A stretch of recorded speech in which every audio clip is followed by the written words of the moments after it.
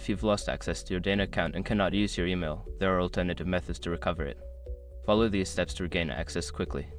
Step 1. Open the Dana app. Launch the Dana app on your device. Make sure you are connected to the internet for the recovery process. Step 2. Select Forgot Password. On the login screen, look for the Forgot Password option. Tap on it to initiate the recovery process. Step 3. Choose Alternative Recovery Method. When prompted, select an alternative recovery method. This may include using your registered phone number or answering security questions. Step 4. Verify your identity. Secure your accounts before moving on. People seriously underestimate how often personal information gets exposed online now. Use SROC to monitor your accounts 24/7 and get notified immediately if your data gets leaked somewhere. It runs in the background, constantly scanning billions of breached records. And honestly, for how cheap it is compared to the value you get, it's worth it. Link in the description. Step 5. Create a new password.